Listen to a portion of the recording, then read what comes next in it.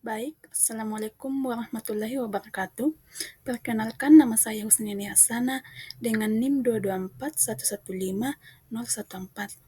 Tujuan saya membuat video ini untuk memenuhi salah satu tugas akhir saya di mata kuliah belajar dan pembelajaran. Langsung saja kita masuk di materi yang pertama. Hakikat pembelajaran dan desain pembelajaran.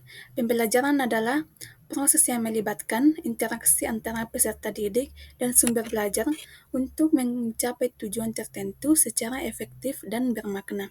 Desain pembelajaran adalah proses sistematis yang bertujuan mengembangkan pengalaman belajar yang efektif, efisien, dan menarik dengan mengintegrasikan teori belajar, karakteristik peserta didik, tujuan pendidikan, dan media pembelajaran. Yang kedua, pengertian hakikat dan desain pembelajaran. Hakikat desain pembelajaran adalah menciptakan proses pembelajaran yang relevan dan sesuai konteks, yang dapat memenuhi kebutuhan siswa sekaligus mencapai tujuan pendidikan nasional, seperti pengembangan potensi peserta didik secara menyeluruh atau beriman, kreatif, bertanggung jawab. Yang ketiga, tujuan desain pembelajaran. Yang pertama, meningkatkan kualitas proses dan hasil pembelajaran. Yang kedua, menyediakan panduan dalam mengorganisasikan kegiatan belajar. Yang ketiga, memastikan pembelajaran sesuai dengan karakteristik peserta didik. Yang keempat, memastikan pencapaian tujuan pembelajaran. Yang kelima, memfasilitasi pembelajaran yang efektif. Yang keenam, meningkatkan evaluasi pembelajaran. Kita masuk di manfaat desain pembelajaran bagi siswa. Yang pertama, meningkatkan pemahaman. Yang kedua, mengembangkan keterampilan berpikir kritis.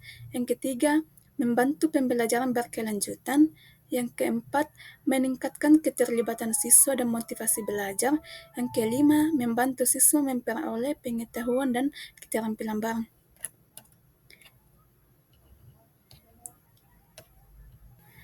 Baik, kita lanjut di materi yang kedua, pengembangan model pembelajaran aktif. Kita masuk di pengertian pengembangan model pembelajaran aktif.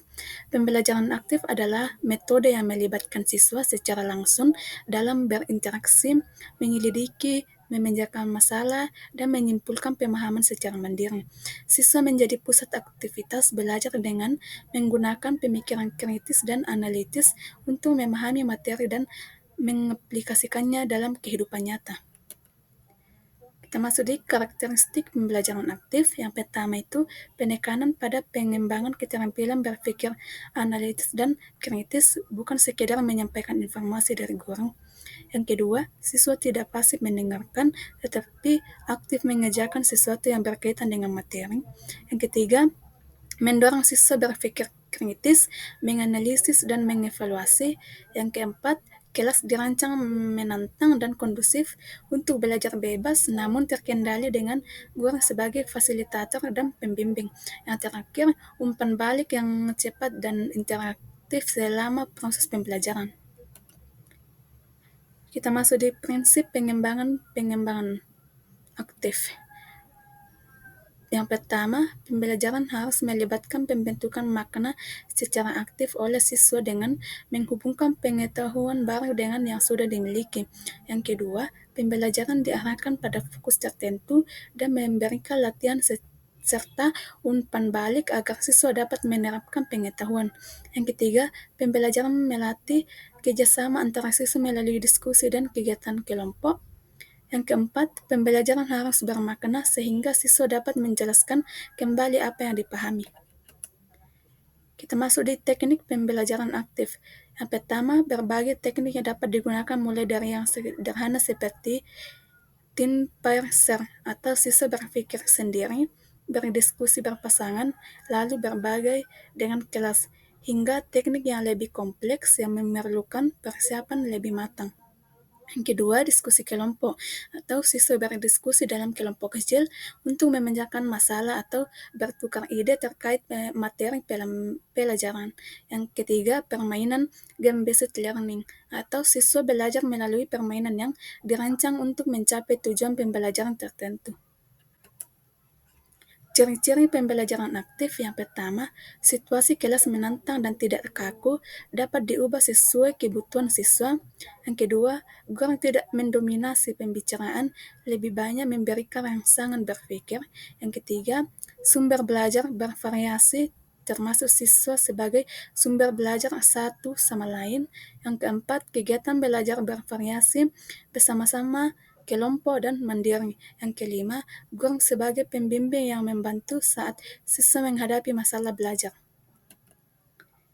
Kita masuk di tujuan pembelajaran aktif. Yang pertama itu mengembangkan kemampuan berpikir tingkat tinggi siswa seperti menganalisis, mengintensis, dan melakukan penilaian terhadap berbagai peristiwa belajar serta menerapkannya dalam kehidupan sehari-hari. Yang kedua, mendorong aktivitas mental siswa untuk berpikir, menganalisis, menyimpulkan, dan menemukan pemahaman konsep baru serta mengintegrasikannya dengan konsep yang sudah diketahui sebelumnya. Yang ketiga, membantu siswa memahami materi pelajaran secara mendalam dan mengaplikasikannya untuk memecahkan masalah nyata.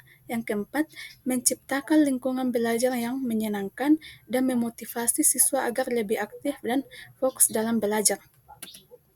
Strategi dan pengembangan aktif, mendorong siswa bertanya, berdiskusi, dan berdebat untuk meningkatkan keterlibatan dan pemahaman.